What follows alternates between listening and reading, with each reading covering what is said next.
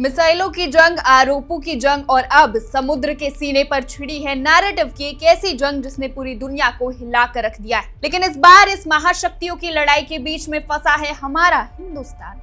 फंसा है भारत का वो खून जो अपने परिवारों का पेट पालने के लिए हजारों मीलों दूर नीले समंदर की लहरों पर दिन रात एक करता है। तस्वीरें गल्फ रीजन की है जहां बारूद की गंध अब और भी गहरी हो गई है। एक तरफ अमेरिका के राष्ट्रपति डोनाल्ड ट्रंप है तो दूसरी तरफ ईरान के तेवर। दोनों आमने सामने है, लेकिन इस बार सवाल किसी मिसाइल का नहीं बल्कि उन बेगुनाह भारतीय नाविकों की जान का है जो इस कूटनीतिक चक्रव्यूह में अपनी जान गंवा चुके हैं। आखिर ओमान की खाड़ी में उस रात क्या हुआ था, किसने ली 3 भारतीय नौजवानों की जान? आज खोलेंगे इस पूरे इनसाइड स्टोरी की एक एक पर। कहानी की शुरुआत होती है अमेरिकी राष्ट्रपति डोनाल्ड ट्रंप के एक सनसनीखेज दावे से। ट्रंप ने सोशल मीडिया पर एक ऐसा बयान दाग दिया जिसने नई दिल्ली से लेकर तेहरान तक हड़कंप मचा दिया। ट्रंप का आरोप था कि ईरान ने स्ट्रेट ऑफ होर्मुज से गुजर रहे उन कमर्शियल शिप्स पर ड्रोन से हमला करने की कोशिश की जिनका संबंध भारत से था। ट्रंप ने इसे पूरी तरह अस्वीकार बताया, लेकिन जैसे ये आरोप लगा ईरान भड़क उठा। ईरान ने इस पर एक ऐसा तीखा पलटवार किया कि अमेरिका खुद बैकफुट पर आता दिख रहा है। ईरान के विदेश मंत्री अब्बास अराघची मैदान में उतरे। उन्होंने सिर्फ ट्रंप के आरोपों को खारिज नहीं किया बल्कि वॉशिंगटन पर एक ऐसा इल्जाम लगा दिया जिसने इस पूरी जंग का रुख मोड़ दिया। ईरानी विदेश मंत्री अब्बास अराघची ने अमेरिका की सैन्य कार्रवाइयों को सीधे सीधे सशस्त्र डकैती और राज्य प्रायोजित समुद्री डकैती यानी कि स्टेट स्पॉन्सर्ड पायरेसी करार दे दिया। ईरान का कहना है कि ट्रंप जो कहानी दुनिया को सुना रहे हैं वो सरासर झूठी है, असली कहानी तो कुछ और ही। भारत में मौजूद ईरानी दूतावास ने भी एक कड़ा बयान जारी किया है। दूतावास ने कहा है कि ट्रंप के आरोप दयनीय और बेबुनियाद है।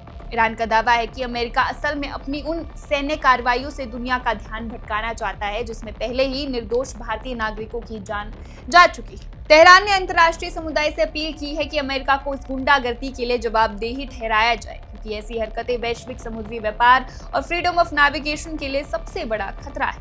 यह आरोपों की लड़ाई हवा में नहीं चल रही है, इसके पीछे एक दर्दनाक और कड़वी हकीकत है। ईरान ने जिस घटना का जिक्र किया है वो पिछले सप्ताह ओमान की खाड़ी में घटी।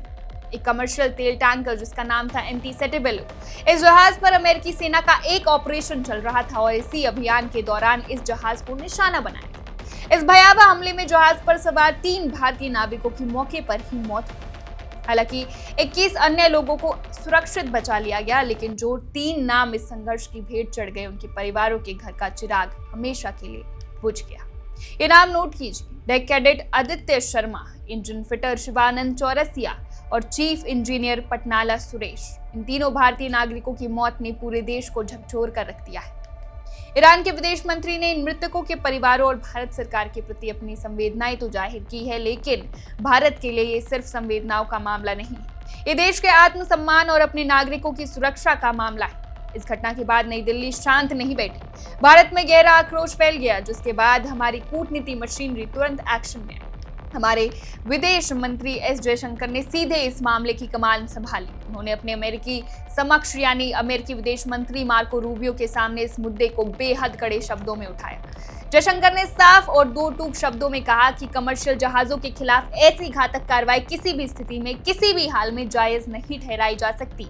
भारत ने इस मामले पर अमेरिका के सामने अपना डिप्लोमेटिक प्रोटेस्ट दर्ज कराया है और साफ तौर पर जवाबदेही की मांग की है।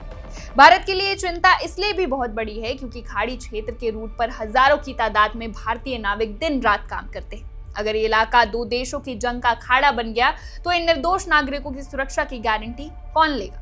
अब आपके मन में सवाल होगा कि इस पर अमेरिका का क्या कहना है। वॉशिंगटन अपनी इस कार्रवाई का बचाव कर रहा है। अमेरिका का दावा है कि खाड़ी क्षेत्र में लगे अंतर्राष्ट्रीय प्रतिबंधों को लागू करने और सुरक्षा बनाए रखने के लिए यह अभियान जरूरी था। अमेरिका का आरोप है कि जिन जहाजों को निशाना बनाया गया उन्हें बार बार चेतावनियां दी गई थी, लेकिन उन्होंने चेतावनियों को नजरअंदाज किया और वो ईरान हितों से जुड़ी गतिविधियों में शामिल थे। तो सच क्या है?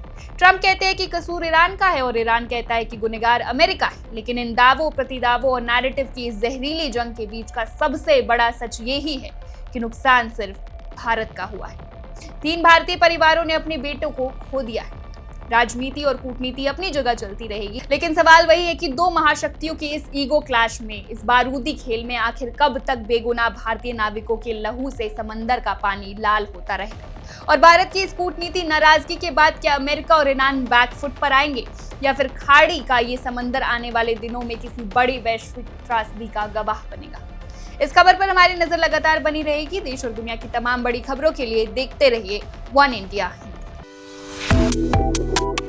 Subscribe to One India and never miss an update. Download the One India app now.